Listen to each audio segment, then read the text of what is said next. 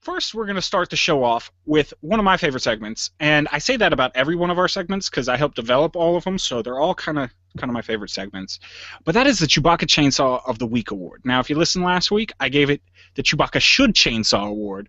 This week goes to somebody deserving who had an excellent feat in sports, and that actually, hey, I might have just mentioned him. I might have given a little spoiler. And it goes to Kevin Durant. And that is not just because I love Kevin Durant so much, because he's the greatest player in the NBA this year, or he's one of the most humble guys out there, but that is because he is just a great player.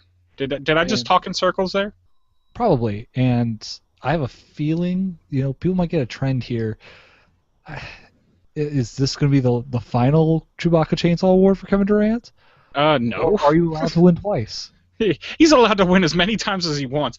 I do not put a limit on how many times you can win the Chewbacca Chainsaw Award. You just even the Lifetime Achievement Award I might give away twice. You never know.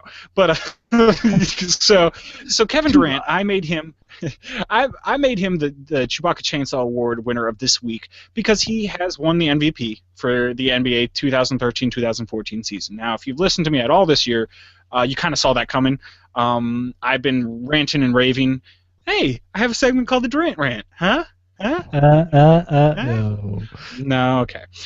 But and he won the award not only for winning the MVP, but probably giving the greatest acceptance speech of all time, bar none, anywhere. I mean, this guy went on stage. Everybody expected maybe a 5-10 minute speech, thanking the fans, thanking the people who voted for him, thanking his mother. But no, we got way more than that.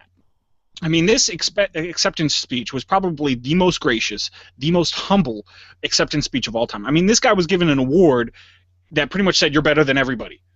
And he sat there and said, I'm not better than everybody. I'm here because the whole is greater than the sum of its parts. Because all these people helped me get to where I was. Now, he mentioned almost every single one of his teammates. He went down the line with assistant coaches, general managers, high school coaches, college coaches, and then he ended with his mother. And the big thing with his mother was he admired her sacrifice to get him where he was. They grew up in Washington, D.C., another reason I love this guy so much. We are from Washington. And he was talking about how he saw when his mother wouldn't eat a meal because she wanted to feed her kids. And he kept that with him the whole time. And he wanted to let his mother know that, hey, this is just as much your award as it is mine because I'm not where I am today without what you've done for me in the past. And one of the cool things that I heard about this later, that he actually went out to dinner with his mother, of course, after he was given the award.